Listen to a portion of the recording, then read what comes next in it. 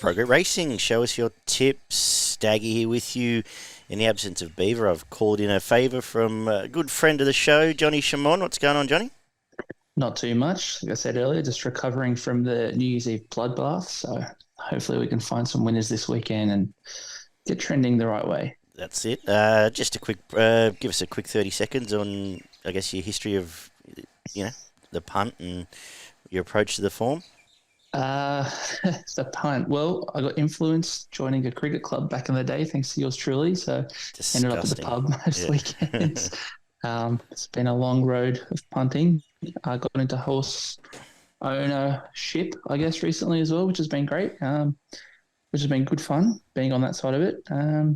Just with form, starting to dive in a little bit deeper, do my maps, trying to stay across everything. So it's been good. Love the 2-year-old season. So yeah, beautiful. We'll get you back on with Beaver when he's back to maybe as we head into Golden Slipper time. I know that's your favourite time of the year. Hopefully Denman stars up and about for you. How's the ownership experience been? It's been great. It's been fun on that side. Enough to keep it interesting and stay invested. So race day's been very different kind of nerves. So it's been good. It's been fun. Denman Star, he's out on the paddock now. So hopefully he comes back for the autumn and has a few good races in him. Awesome. And we see the form up on the Gold Coast tomorrow. On Saturday. So I see J-Max switch rides, jumped on the thing that pipped him at Warwick Farm. So it'll be interesting to see how he goes. But yeah, no, we've been happy with him. So fingers crossed he comes back healthy and sound. Awesome. Well, let's get into it. Let's get to Rosehill, where the rail is in the true. Currently rated a soft 7. Been about 60 mil of rain to date. Another 20 tomorrow from what I see. Given how dry it's been, I'm not freaking out there's going to be bottleness or anything. It's supposed to be a warm day on the day. So I've treated it as a soft track. Is that the way you've approached it? Yeah, pretty much. I looked at the barometers. Should be enough to keep it nice in that soft region. So hopefully it brings the wide runners into play later in the day as well. Yeah. Keeps things pretty even across the day. So fingers crossed. Definitely. I think running line's in play by the end of the day, which is good. We kick off with the highway, Class 3, 1,200 metres. Those that watch the show know I'm not necessarily a highway man. Is it something that interests you? I tried my best to find something here and just couldn't say anything with confidence when you got $7 the field. It pretty much says the same for most people, so I was happy to set this one out. Perfect. Race 2 is a 1,500 metre benchmark 72. This is we have managed to get you on the show in one of the trickiest Rosehill cards I think I've just about ever done. And I don't know if Sandown's much easier, but we've got a 72 up next. Anything caught your eye here? Looking at the form, I think Green Shadows probably deserves favouritism and is my on-top selection, but I didn't mind Danish Prince coming into this. He's had a few good runs and he gets some wet tracks, so it's good. And that Mar Eustace Philly Samana looks like a progressive type. So handy little race. I thought it was pretty deep considering what you've got. Actually a nice little race. You might see a few form lines come out of it, but not the easiest, but I've gone with Green Shadows on top. I think he's just a bit of class. Excellent. Green Shadows does look the obvious for me as well. It just looks the right race, dropping back a little bit. That form looks strong enough. Behind Kanazawa, we see it again later in the day.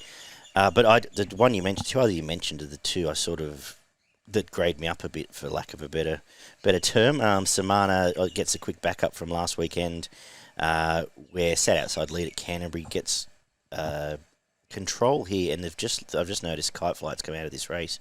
So there's no other pace in the race, and I think there'll be a fair bit of intent given that they've got Tyler Schiller on getting him under the minimum. In on 50 kilos, I think they'll think now loose lead. They're a real chance. I could see the money coming for it, and it being very hard to run past. And I was quite taken by Wineglass Bay as well. Story of the day will be me talking about Nash, but right map gets sort of 2 or 3 back running line. And I thought moved quite nicely in the Sydney trial, ploughed around on its own steam. So they're the two I had that sort of scared me from just declaring the favourite. So, which is why I think you might even get a better price, Green Shadows. You might get around to $3 on the day if they do back Samana. But I'm going to go in that order. Let's go 5 from 12 and 8. That's good. The third 1,100 metre benchmark 72. And this is a good race. I think there'll be form out of this one as well. I like a lot of these, but I have landed on the favourites. I think Passagiata has been impressive every time it's gone to the track. Showed pace, will cross here and lead, and looks a very fast little filly, almost a touch of shades of Rose about her. I think it's going to be very hard to beat. I was surprised at the price, just coming off a provincial win, but I think he's the one to beat. But there's a couple of lightly raced ones that have run well here. Nerito trialled well under its own steam. Again, Nash running line, I think it's the flavour of the day. And you can say the same about the Great Houdini as the other chance here. Same as True Crime. That form around True Crime is starting to look all right. So a couple of little nervous moments, but I have got the favourite on top. Johnny, how clear are you with it? Pretty much the same. I thought Passagiata debuted as good as you could hope for. Not sure on the 260 at the moment, which probably presents you a good bet on the other three you mentioned. Love True Crime. I think probably his last run before a spell probably got you to 750 in this race. Could have easily been a bit closer to favouritism there. He's had some great runs there. A lot of pace in this race, so I didn't mind a reader. I think he can probably sit back and get a nice cold run and come over him at the top of the straight. So great little race here. Yeah, like you said, I think a few form lines might come around it. Plenty of pace in there. Landed on Passagiata, but I think Nerito might be the bet early on, and then see what Passagiata gets out to on race day. Beautiful. Good call. The fourth is the midway on the card at benchmark 72, where who have you lined up here? Just noticed Excellidus is starting to drift, and it's probably rightfully so. As I said, big day for Nash, but who have you, anything caught your eye?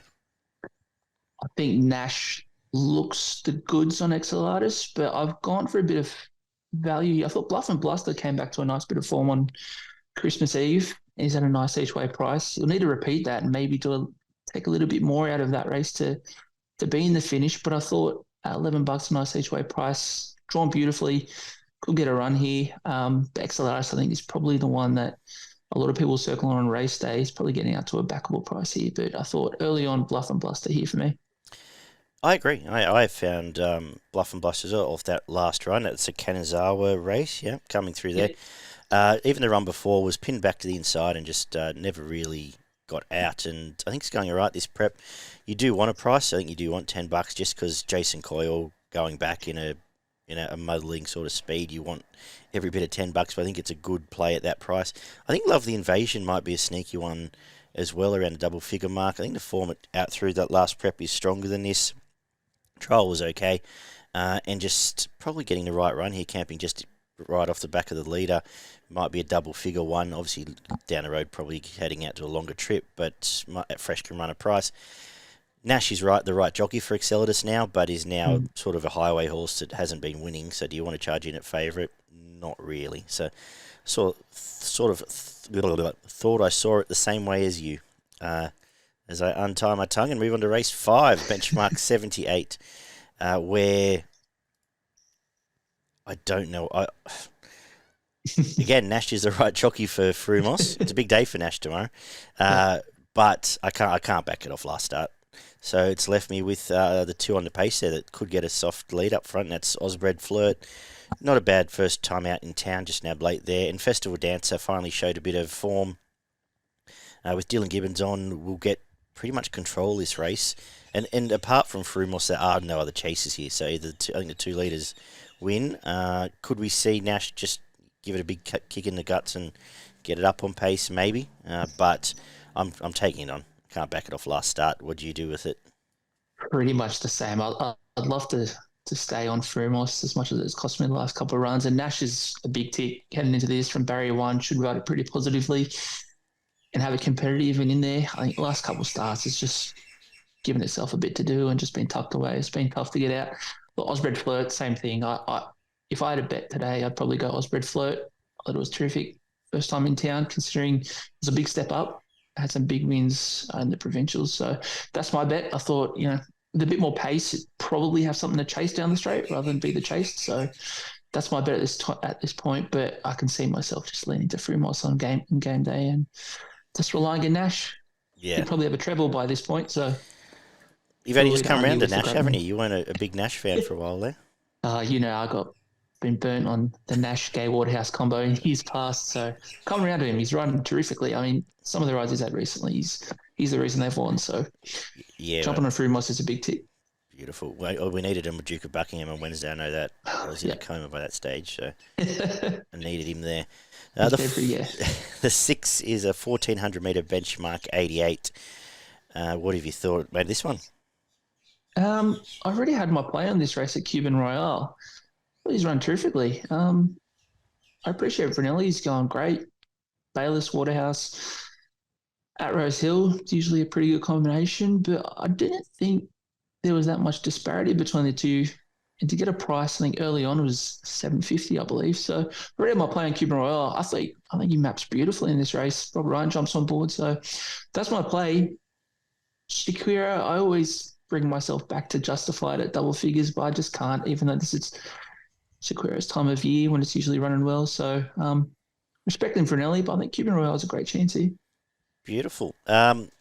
I think you've summed that up well. Vernelli, it was actually surprising how good a record Vernelli has, and I think a lot of that's just ability to get up on pace and roll in front. But he's an obvious favourite from Cuban Royale, as you've stated. The two, I went looking for Silent Agenda, who has run well the last couple, straight up to a mile, get some weight relief here. So I think it's a Joe Pride play to get him straight up and take that weight off. Around a $10 mark, goes in an early quaddie, as does Raging Bull, who I like the fact it actually showed some pace in its trial. Jumped out and sat on speed, comes through, obviously longer stuff last prep, but could well be... look, sometimes sort of funny stuff's better when you're talking about David Payne. So coming here off a nice trial, showing pace, maybe rolls forward gate 2 and might be the other sneaky you can throw in here. Fresh last time out, won at the track and distance. So, I thought around double figure mark was the only other one I really wanted to mention. I'm done with your Bold Max and Asafars of the world and that sort of thing. The 7th, 2,000 metres, is the listed January Cup. And this quaddie is, it's something else. I've ended up sticking with I've taken on the one of the form lines, which is the Bonnie Ezra and that sort of form, and stuck with the Mission Phoenix and Global Osbred lead up. I think they can both roll along up on pace, and again hoping within a race with some ifs and buts, the two on paces might be able to stick it out. Track pattern will decide just where they fit in the market by this time. And I thought Chalk Stream actually was the other one I went looking for. Has been disappointing a little bit, but last prep carried Kathy Ahar and Karen the whole way through. And has never seen a dry track here. Unfortunately, probably doesn't get one either. But I think it's a summer soft's better than some of the winter wet tracks it's been on. Maybe that helps. And around the $16, I thought might be getting Reagan Bayless now. Might be one in an odd race. But did you have any better clarity?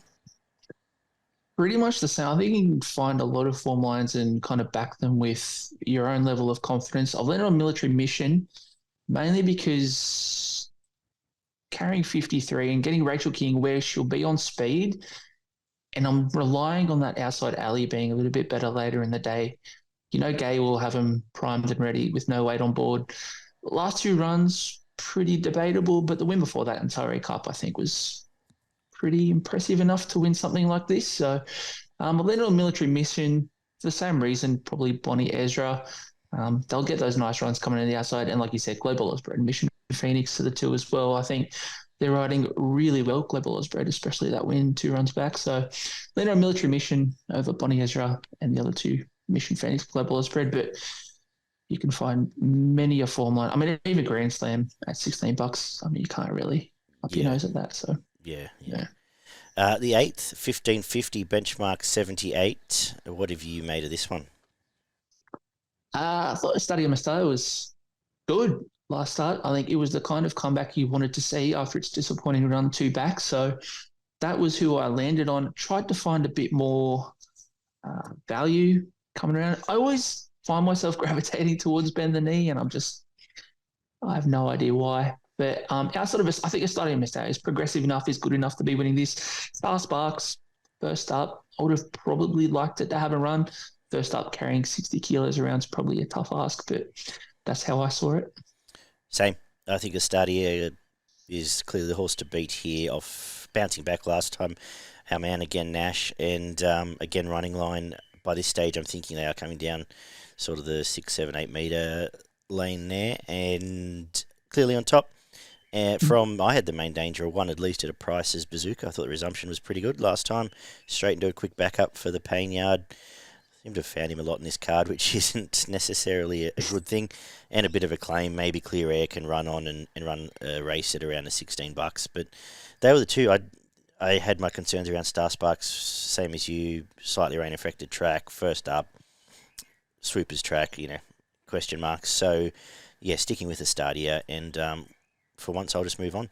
The 9th is an 1,800 metre benchmark 78. Another tricky contest where I'm going to make the case that Worthily didn't run out 2,200 last time. And I think back to 1,800 metres is a tick. I think that was its best run of the prep, the 1,800 metres where it just missed behind Mission Phoenix, who we spoke about. And outside gate gets to pick its spot. And as I said, hopefully running on around a $9 mark, I think's a nice each-way play from Mahagoni, for better or worse, another D-Pain runner on the card I seem to have found. And First Light, second up, Nash, Waller. Yeah, story of the day, as I've said. So 3, I'll make a book around. Travelling Kate will go on my quaddie later as well. But that's why I've seen it, Johnny. Yourself? Exactly the same. Barlina with Mahagoni on top. I thought it's running really well, and it loves it on wet. I think that form around Jojo as a man has been franked recently with some 2 great runs. So I'm liking it. It's still at an each-way price. D. Gibbons on board, gets a bit of weight relief. Comes in pretty well weighted around all the form lines. I thought it was the on-top pick for me. Like you said, Worthily, I think you can forgive it for its last start. And I'm happy to go with those 2, pretty much. Whoops, the last, as I dropped my phone, is the 1,200 metre benchmark 88, where I really like the resumption of Kalino. We thought it would be the case. Gets a right, same run again here, and when they run through the line that strongly and run away with it and come back to the scene of the crime 2 weeks later, you try not to jump off. Waller's gone from Nash to J-Mac, cool.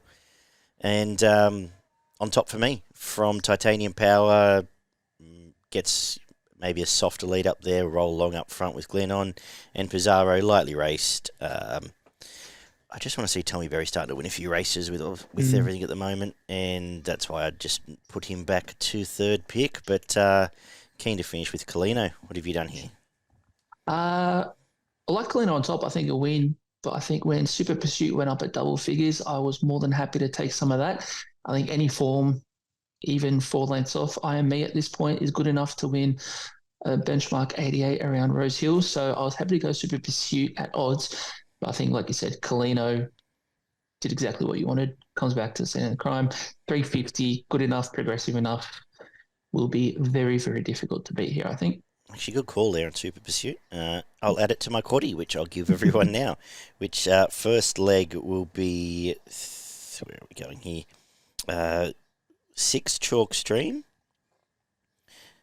12 Global Osbred. 13 Mission Phoenix. Second leg will be 1 Star Sparks, 3 Estadio Mistela, and 11 Bazooka. For third leg, 1 Logan Street Line, 2 Worthily, 4 Mahagoni, 11 First Light, 14 Travelling Kate, and 17 Naval Seal. And we'll come home with 1 Titanium Power. I'm going to throw Super Pursuit in. You've convinced me there. 7 Kalino, 9 Pizarro, and 11 Dynamic Impact beyond the last. Have you got a best and value for us at Rosehill? In the same race, in race 2, I think Green Shadows should really be winning this contest. But Danish Prince at $11 in some places, I think is very nice indeed. Otherwise, it would have been Super Pursuit. I think it went up at $13. That's what I was just looking at here, yeah. Has been nabbed very quickly. Otherwise, that would have been the value play. My best is race 10, number 7, Kalino, and Nashua Willer, apparently. And my value, race 8, number 2, Worthily, around the $9 mark there. So we've got through the tricky Sydney card. We'll get down to the tricky Melbourne card. We're on the Sandown Hillside track, happy hunting ground most of the year. It's good, it's warm, and the rail's in the true, so rail's in a 6, I believe, actually. Just double check that. Yep, 6 metre mark. So tends to play pretty well Hillside. If it dries out too much, we might get rails, but I haven't treated it that way just yet. We're going to kick off with a benchmark 70 over the 1,000 metres. A good little race to kick us off with, but I've liked the way Bistro is going at the jump outs. I think all 3 jump outs this time in, she's been flying up on pace.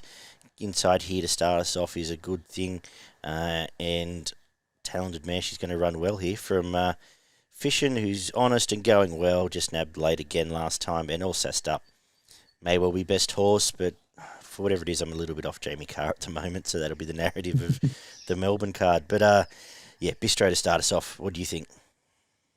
Exactly the same. I think I like Bistro here. Matty Cartwright is flying down in Melbourne as well, so I think him jumping on board, bit of weight relief. Bistro's good enough to win this race, but I think everything stacks up pretty well in her favour, and I'm happy to jump on there. Oh, Capital Theatre at odds, the Hawks team.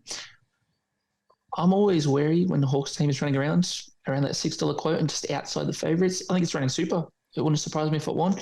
And Fishing, it was good to see it back in a little bit of form last start as well. And yeah, all sassed up. I mean, I'm a bit like him. I'm a bit gun shy on the Jamie Carr at this point. We it seems just on the Hawks team, it seems like they're just starting to find a bit of form as well the last couple of weeks. So yeah, good to see. Heading into autumn, the second, the 1,700 metre benchmark 100. You can have this one. I used all my knowledge to come up with Detonator Jack in this one, and it should be winning by a fairly significant margin. Sosie Bon, I mean, if you're looking for a bit of value in your exotics and whatnot, I think Sosie Bon.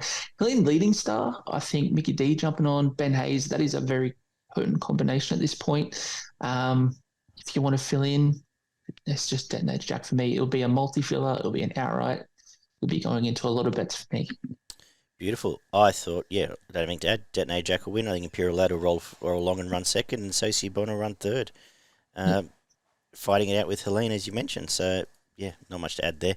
The third, a 1,400 metre benchmark 78. I'm sticking with the one down the bottom here, Worsfold. Sort of kicking myself. I missed him first up. Track and distance set up with a nice win. Now is an inside gate to tend with, but Ollie, I don't think will mess around. He'll punch him straight up underneath the leaders here and get him into the right spot. And when they win like that, as I said earlier, I'm sticking. And I'm going to take on my Yankee Girl, who apparently needed to be bashed around by Blake Shin last time. I don't know if to get her going, I don't know Jamie Carr going on helps that situation. So taking her on, going to stick with Worsfold. Main Danger, he's exceptional for me. Yeah, I've stuck with my Yankee Girl. I'm going to look aside from the fact that it needed a few whips to get going and that it will be third up and has no real excuse in terms of fitness, getting itself on pace and trying to see it out to the end. I think if you look at its form just straight up on paper, to run 0.1, I guess, in the end off Invincible Caviar, pretty good. Blistering form, pretty good. I'm happy to stick with it. Worsfold, obvious danger. He's exceptional. He's going terrifically. I'm just going to go. I just think my Yankee Girl has a bit of class and will be able to see this one out. So that's the way I'm going. Cool. Maybe I'm just bitter because I was on my Yankee Girl last time. In all fairness, everything is tick, tick, tick for it coming here third up, dropping grade and everything like that. We get to the fourth, a mile, benchmark 70, where I'm going to go with the four of my favourite letters in the form guide, EIPH. So you see last time out, pulled up with that cardiac arrhythmia off the big first up run where it matched motors with life lessons and pretty much beat up key rivals here. Comes off that inside gate, Jamie Mott will roll forward again, and I think he's going to run really well here. From the sneaky one at odds here is Mickey D. Black Queen resumes down south in a benchmark 70 for Waller and D. Off a couple of okay trials. We'll obviously be looking for longer, but I think first up at a mile can run you a place from a cozy barrier at around the $7 a place mark. So they're the two I'll play in this. What do you think of this? Gone with a bit of value. I think So You See is probably. I'm kind of like you. I think So You See looks pretty dangerous in this one, but I've gone with What a Fox here. I know when Yep. the Mar Eustace team chuck on Matt Cartwright, they probably think it can get something out of a bit of weight relief and is probably a sneaky chance. So I'm happy to go What a Fox each way here. I think it's runs. It will need a step up, obviously, but Matty on board, bit of weight relief. We'll be able to pick its spot from the outside, which is a bit of a weird thing to say, but can go forward and go back. And pretty happy to take it at $12 at this point. Yeah, it was stuck outside lead last time, which I always tend to forgive. So a nice find there. Very good. The fifth is 1,000-metre benchmark 84, where Jamie Carr will ride a winner. Do you want to talk about this one? Should win. But I think the James Hale is, if there's one thing that I know you said it on stream a lot of time and privately I've said this, agreed with you as well, but there's one thing, it's if Jamie's riding one off the speed and get caught out a little bit. And I think if Najim Sahel gets in front, it is tough as anything and might give it a sight until the winning post. But Inundation should be winning this one and pretty comfortably, I think. Absolutely. And well, first up, I'd suggest that would happen to Inundation. It did. It got stuck there and still broke the track record and and ran away. But in general, yes, I absolutely agree with what you're saying and would have probably gone looking for it on the lead. But what you see is what you get, I think, at least for now. The 6 kicks us off in the quaddie. 1,300 metre benchmark 70. Tough little race, and I'm going to play a couple at a price. I'm going to stick with Netanyahu, who has been stuck outside lead a couple of times, the last few times out. Draws inside the pace here and hopefully gets if it can find the rail, I think it's going to give you a great side here. Just an honest little trier from Vongole, who was just starting to flow into that race last time out. Second up and just completely got stopped in its tracks and is $27 at the moment. Just looking at this, going to have something that clear air, can run a much better race than its price suggests. The rest in the market are obvious, your Mary Mac Boys and Daily Bugles, but they're the two I'm playing here. What do you make of it? Yeah, pretty similar. I think if you're looking for a bit of value outside, I did like Netanyahu. I think it's real great. I thought Bellinger comes into this pretty well as well. Much the same reason that you liked Vongole. I thought it's had a few unlucky runs. I think it's run behind Vermentino, even though it killed every multi not long ago. I think it's a good run. I like it at $12 as well.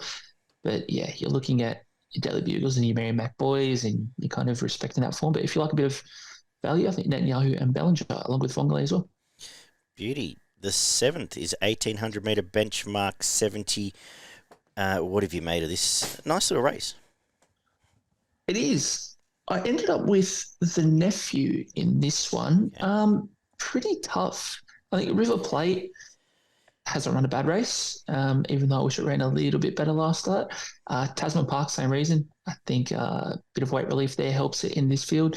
But I did like Nephew. I think it's run pretty well. I think the Moonee Valley run was pretty impressive considering the tempo of the race. So I've landed on that, but it is a bit of a trap coming from Moonee Valley onto a Sandown track sometimes, but that's where I've landed. I think any of those top 3 will be no shock to win.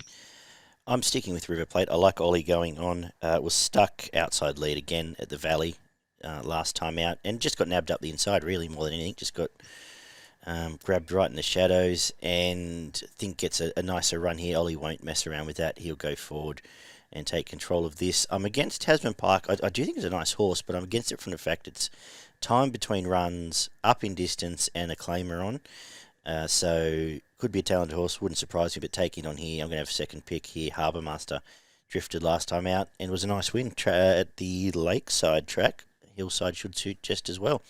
So that's why I'm looking at it. The nephew, agree, probably goes in your quaddie when you get there, I'm guessing. I would like to see Campbell, he's probably the third best for a wheeler, let's just say it that way at the moment. So we'll move on. The 8th is the staying contest, 2,400 metre benchmark 78, where I've found Sydney form. And I'm pretty keen. I'm pretty good at going off a run early in these sort of races, but I liked Pesto coming down last start. I liked its run, even though it just missed a place. despite me betting up on it. Straight out to 2,400. I think the Hawks team will think it's go time now. I think it's going to roll along just under the pace, which is where they like to be, and around the $9, $10 mark is a great bet here. And I've got the main danger is the horse that's going very well up in Sydney, Made by Khan, gets Johnny Allen. That form, obviously, we'll get a line on a bit earlier, but looks okay to me. The midway stuff that's coming through before that chase Zoom on, which fits in this race. And I'm pretty sick of the rest of these. If I had to find the next danger, it would be Little Kai Tuku, who's just honest and will be up there. But going with Sydney form, Johnny, you? Yeah, I found Pesto as well. I think he comes in pretty well. I think if your form lines are through Nugget and Right You Are, and you're in a staying contest, I'm pretty happy to go it. Like you said, you can even get double figures in some places, which I think is a really nice bet. I didn't mind Spanish Kiss. Yep. I have been burnt many times before with Spanish Kiss, but once you see one good run, I think usually it follows it up with another one. So, and it's going back to its overseas form. So I'm happy to go that at odds. I think stepping out to the 2,400 is a tick. I think Craig Newitt having his second run on board. And like I said, if you're running behind Right You Are, then your form lines are pretty good. I've got Wahine Toi in my quaddy, but just purely the fact that it's a Cartwright on board my Eustace. Otherwise, I don't think you can take the 450 in a field like this. We haven't mentioned So Unusual. I mean, good win, for a reason. Yeah. But it's a tough little race, but happy to look at others. Cool. We're going to wrap up with 1,000 metre benchmark 70. Who do you like in the last? Unflinching in this one for me. I've mentioned his name a lot, but Matty Cartwright on board is riding very well down there. Wet relief really helps, especially when it's carrying 62. I thought its run last night. You look at the margin, you think he probably got towed up a little bit, but you look at its times and its sectionals. I think he did as much as he could, especially first up. I think he comes in this really well. I like Luna Cat. Also, Mickey D is riding great for the Hayes team. Outside of those two, I tried to make excuses for the others, but I just couldn't get them to stack up against the top two for me. I thought Flinching was fantastic. You can even forgive that margin a little bit. You see it all the time when horses, once they get past, they sort of just pack up shop a little bit there. So if it really had to, could have finished a little bit closer, but that's off a track record pace. Comes here. I am concerned about the pace underneath. There is a fair bit of pace just underneath, so hopefully we're not stuck 2 and 3 wide. But on top, if we are, I think the dangers that might find the right spot are both Fine Dane and Winsome. Maybe just lob straight behind that pace on a map sort of basis, but I'm going to stick with Unflinching there as well. Do you want to give us your Melbourne quaddie? I can, yes. In the first, I have number 5, Bellinger, number 6, Daily Bugle, gone Netanyahu, I've gone Just Jono, and I've gone Mary McBoy. In the second leg, I've taken Tasman Park, River Plate, and the Nephew. In the third leg, I've gone 1, Pesto, 3, Made by Khan, 5, Spanish Kiss, and 14, Wahine Toi. And in the last, I've got those two that we mentioned, Unflinching and Luna Cat, to bring us home. Lovely. Have you had a chance to look at the Gold Coast at all? This is probably the card of the day in Australia. I think there's some terrific races. You mentioned I love my 2-year-old racing and a lot of good sprints, a lot of Sydney form, a lot of Melbourne form. I think it's a cracker card, so I'm keen to jump into this one for sure. Cool. Just give us some best bets because 2 cards is enough for me. Anything you like? Oh, let's do our best bets at Sandown first, though. Yeah. I'm going to make race 3, number 9, Worsfold, my best. And my value, race 8, number 1, Pesto. My best, I can't go past Detonator Jack. I feel like that is not the most inspiring decision, but I think he just runs and wins. And I think my value is, Pesto, race 8, number 1. Yeah, I felt dirty tipping either of the $1.50 chances there. Well, if you've done the form, let's quickly run through this. The first is the Maiden Plate. Anything you like here? Let me bring it up. I have not looked at this one. I'm not good race there on this one. It is a great little maiden. Absolutely. I think everyone's sending in the big guns here. I love that there is a lot of good jockeys in town. It's a great time of year. I think Belair deserves favouritism. I think he's terrific. I think he comes in second up. With these youngsters, I always love when they have a run under their belt. They just take so much out of that first run, and he ran well enough. And he's a gelding. I think he'll come to this and should win that one for sure. In the next race, bit of a painful one is Royal Entrance got the bob and fought back to beat my boy Denman Star in Sydney. But I've actually gone with Quasimodo in this one. I thought its run behind Sovereign Fund was terrific. That form was frank last week when Sovereign Fund was excellent on the coast. So I've gone with Quasimodo, and I think that's probably my bet of the day up there. I respect Royal Entrance. J-Mac jumps on board. But I think Quasimodo comes into that race with some stronger lines for sure. I love that one. And then you jump into the fillies in the Gold Pearl in the next race. And again, just some quality horses running around. Just Glamorous, I think, had 0 favours on debut of that same race that Royal Interest won. Yeah. Nothing made any ground from the back, and I thought it did exceptionally well. It's a very expensive purchase for the Gay Waterhouse team. J-Mac jumps on board, I think $4. You're probably taking a bit of potential on that, so you're probably taking unders, but I think at $4, terrific bet for me. Beauty. Anything in the 4? You've taken a breath.